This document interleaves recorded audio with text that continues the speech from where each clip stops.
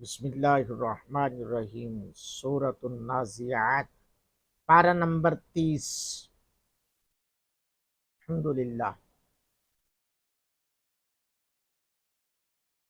आपके सामने पढ़ने जा रहा हूँ, समात फरमाएं।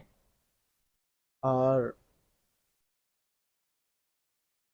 दुआओं की गुजारिश है। 79 यानी कि 81 नंबर सूरत है, समात फरमाएं।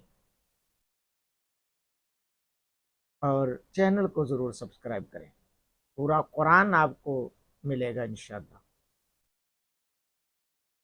बिस्मिल्लाहिर्रहमानिर्रहीम।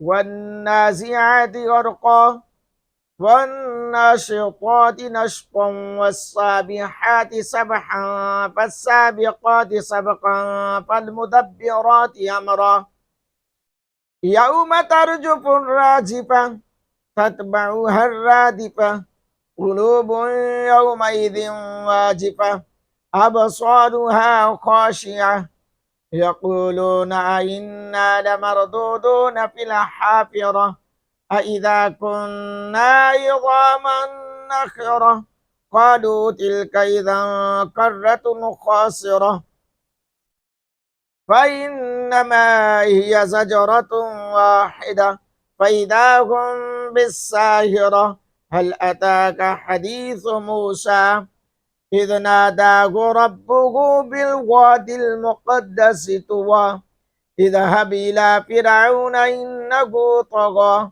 فقل هل لك إلى أن تزكى وأهديك إلى ربك فتخشى فأراه الآية الكبرى فكذب وعصى ثم أدبر يسعى فحشر فنادى فقال أنا ربكم الأعلى فأخذه الله نكال الآخرة والأولى إن في ذلك لعبرة لمن يخشى أنتم أشد خلقا أم السماء بناها رفع سمكها فسواها وأغطش ليلها وأخرج ضحاها والأرض بعد ذلك دحاها أخرج منها ماءها ومرعاها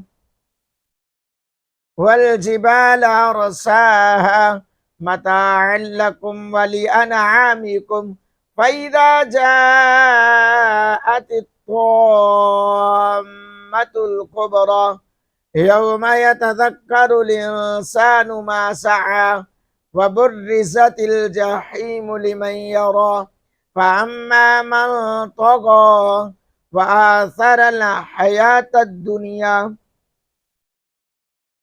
فإن الجحيم هي المأوى وأما من خاف مقام ربه ونهى النفس عن الهوى فإن الجنة هي المأوى يسألونك عن الساعة أيان مرساها فيما أنت من ذكراها